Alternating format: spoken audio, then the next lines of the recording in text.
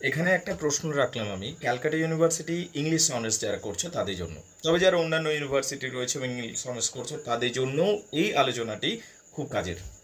প্রশ্নটি হচ্ছে যে ইংলিশ অনার্স যে আমি করছি, ইংলিশ অনার্সে কিভাবে ফার্স্ট হতে পারবো, মানে ফার্স্ট ডিভিশন তো পেতে চাই, ক্লাসের মধ্যে আমি বেস্ট হতে পারবো। দেখো, কয়েকটা প্যারামিটার রয়েছে। তুমি যদি ক্লাসের মধ্যে বেস্ট হতে চাও বা ফার্স্ট হতে চাও, কয়েকটা জিনিস মাথায় রাখতে হবে। প্রথম কথা, এবং এই বাই দ্য ওয়ে এই কথাগুলো যদি মাথায় রাখতে পারো, অবশ্যই যদি ফার্স্ট হবেই, যদি না হও তাহলে কিন্তু ভালো রেজাল্ট মিনিমাম হবে। ঠিক আছে, ওকে। প্রথম কথা হচ্ছে তোমাকে যেটা করতে হবে, বাক্যের গঠন ঠিকঠাক রাখতে হবে, মানে বাক্যে যেন ভুল না থাকে। ওয়েল, পয়েন্ট হচ্ছে যে তুমি অতীব সুন্দর বাক্য লিখবে এটা দরকার নেই, কিন্তু বাক্যটা যেন শুদ্ধ হয়। It should be correct sentence, that's the first thing. মানে বাক্যের গঠনে যেন ভুলভাল না থাকে, এটা first thing that you should get it clear. দ্বিতীয় কথা, যে পড়াটাই থাক না কেন সেটাকে কিন্তু ভালো করে পড়ো। যে কোনো পড়া যেটা তোমার কোর্সের মধ্যে রয়েছে সেটাকে বুঝো ভালো করে। যদি তুমি না বোঝো জিনিসটা, সেটার মধ্যে ডেপথ আসবে না। লিখবে যখন তুমি, সেটার মধ্যে ডেপথ আসবে না, তাহলে এটা কী হবে, একটা নড়বড়ে অ্যাভারেজ রাইটিং হয়ে যাবে। এই অ্যাভারেজ রাইটিং হলে নাম্বার কিন্তু কম পাবে।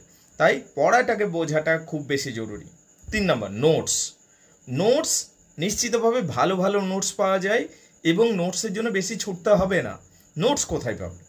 যে কোনো সাজেশন বুক, যে কোনো মানে রেফারেন্স বুক, সাজেশন বুক বলতে আমি রেফারেন্স বুকের বলছি। ভালো লেখকের রেফারেন্স বুক নাও, একটা হোক দুটো হোক। এবারে রেফারেন্স বইগুলোতে, ধর যে কোনো একটা রেফারেন্স বই নিলাম আমি, এই রেফারেন্স বইগুলোতে যে নোটসগুলো থাকে, কোনো না কোনো কলেজের প্রফেসর, কোনো না কোনো পণ্ডিত ব্যক্তি রেখেছেন, তো ওনারাও যথেষ্ট জ্ঞানী মানুষ। ওনার যে নোটসগুলো লিখছেন, ওনারা যথেষ্ট জ্ঞানীগুণী মানুষ। এইবারে এই নোটসগুলোকে তুমি রেডি করো। নোটসগুলোকে হয়তো অনেক সময় কঠিন লাগতে পারে, সেটাকে নিজের ভাষায় কিছুটা হলেও নামাতে পারো। তার কারণ ইউনিভার্সিটির যদি গাইডলাইন মানো, সেখানে কিন্তু ইউনিভার্সিটি বারবার বলেন যে নিজের ভাষায় লেখো। এইটা হচ্ছে ব্যাপারটা। তুমি চাইলে কপি করতে পারো, কিন্তু বেটার হয় নিজের ভাষায় লিখবে। অবশ্য নোটস একটা সামনে রাখবে, সেটা হচ্ছে রেফারেন্স বই নিয়ে নাও।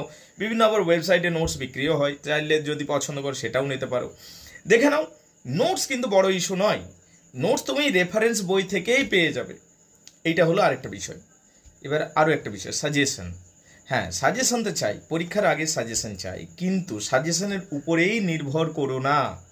সাজেশন যেগুলো দেওয়া হয় সাধারণত সেখান থেকেই পরীক্ষাতে প্রশ্ন চলে আসে। গত 3-4 বছরের কোয়েশ্চেন প্যাটার্নস দেখো, সেইটা দেখলে মোটামুটি একটা আন্দাজ হয়ে যায় যে এই প্রশ্নগুলো গুরুত্বপূর্ণ। এবার সেখান থেকে তুমি যদি একটা সাজেশন বানাতে পারো, সেখান থেকে মোটামুটি প্রশ্ন পেয়ে যাবে। সেইভাবে যদি পড়ো, ভালো রেজাল্ট